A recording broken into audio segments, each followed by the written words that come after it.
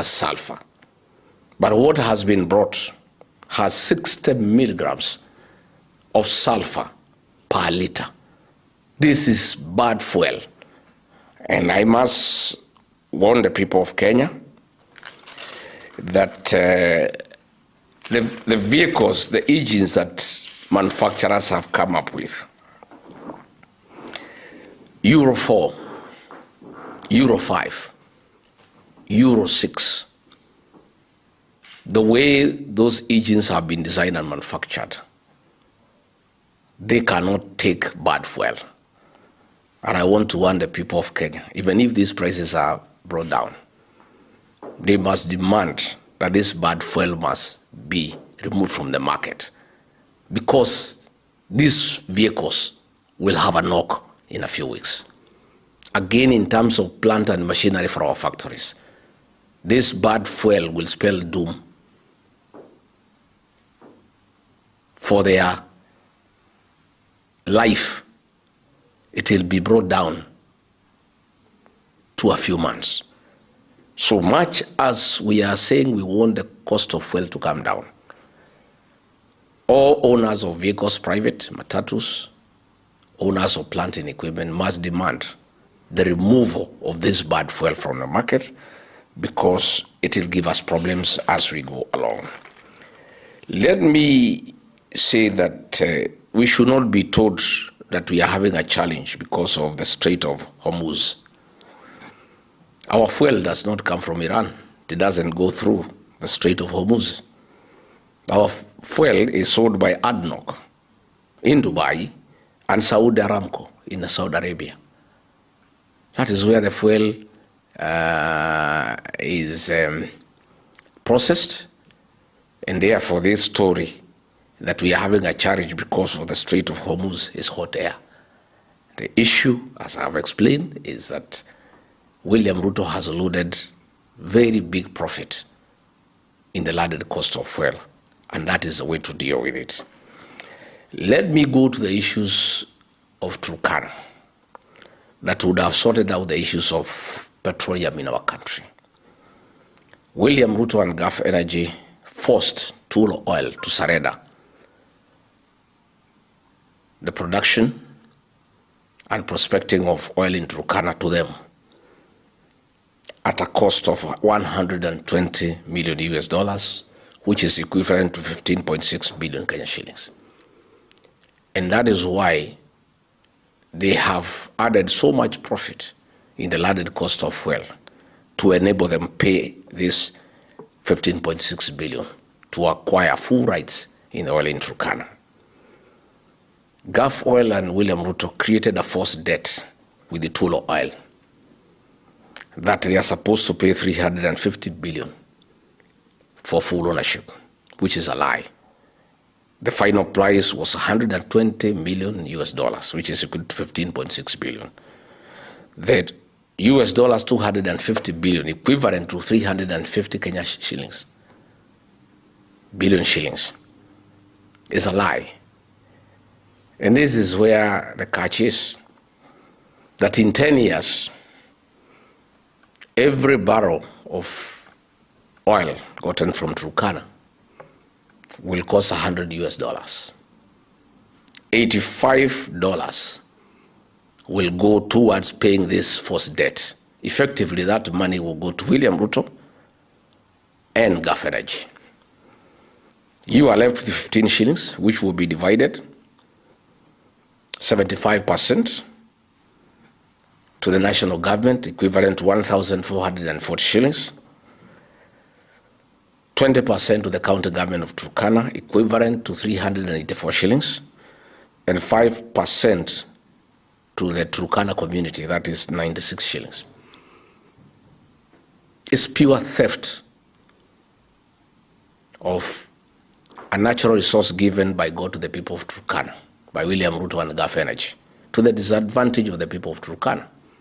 Unfortunately, the people's representative, the members of parliament and the governor, with the exception of the senator, have been bought and compromised, and they cannot speak.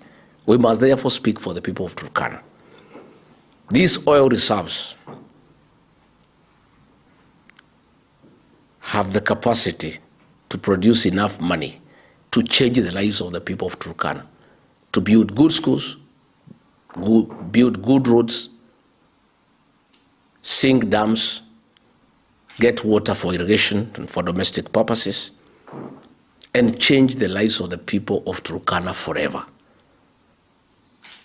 But all this is being stolen by William Ruto to the disadvantage of the people of Turkana, and he has compromised the representatives of the people of Turkana. The people of Turkana must say no, and I'm urging the people of Turkana to stop further exploration and exploitation of their reserves of oil in Turkana until proper negotiations have been done and the people of Turkana get the maximum out of the proceeds of the oil that is in Turkana given to them by God to change their lives. And I would urge the people of Turkana to stop this exploration until there's change of government next year, where they can sit down with the new administration and negotiate a good package that will change the lives of the people of Turkana. It cannot be that a natural resource given free of charge by God to the people of Turkana will benefit William Ruto and Gachagua. It's unacceptable. And the people of Turkana must say no. And I urge them not to fear. They must be like the people of Ikolomani in Kakamega.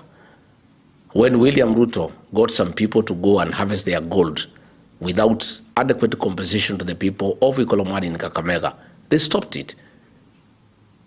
People organized themselves and said no. And this is what I'm urging the people of Turkana to do. I know I'll be accused of incitement. I'm guilty as charged. I have a responsibility to speak for the people of Turkana.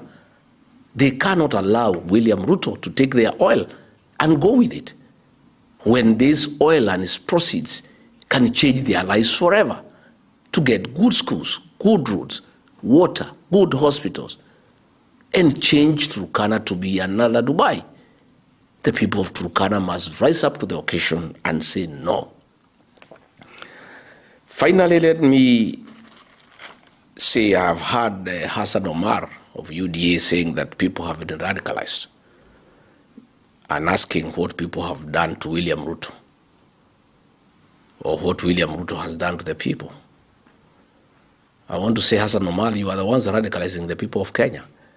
When you ask Churchill to kill the matatu industry and replace it with BTR buses, what are you doing? That is radicalization. The matatu industry employs many people. Many Kenyans have invested in the matatu industry. And you are issuing a public statement asking the Minister for Transport to kill the matatu industry and replace it with the BTR. You are actually radicalizing the matatu owners, the drivers, the touts, and all the people who work out a living from the matatu industry. You are asking what the William Ruto did to people of Kenya, why they are so angry. You should know because you live in Kenya. He abducted and killed their children. People are still in pain. He has levied taxes that are unreasonable to the people of Kenya. He has refused to pay pending bills to the people of Kenya. Their properties are being auctioned. He has made bribery a way of life. He is mocking Kenyans by displaying millions of shillings in public when people have no food on the table. That is what William Ruto has done to the people of Kenya. If you didn't know, I heard you ask that question. I have that answer for you. And you're asking why people are radicalized. It is the government that is radicalizing the people. The kind of statements of P.O. Wadai and John Badi are making, the so-called experts, are radicalizing the people of Kenya. And they will be radicalized because that is the way the government wants things to be done. Let me, again, it's my very wish, respond to Kipchumba Murkomen. I've heard him. At any one time, there's a problem in Kenya trying to blame President Uhuru Kenyatta and Rigathi Gachagua. Kipchumba Murkomen, for the record, Uhuru Kenyatta is not the president of Kenya. William Ruto is the president of Kenya. The buck stops with him. He cannot blame Uhuru Kenyatta for mismanaging the country, for destroying a country that was up and running. President Uhuru Kenyatta handed over a country that is working. with a working education system, working health system.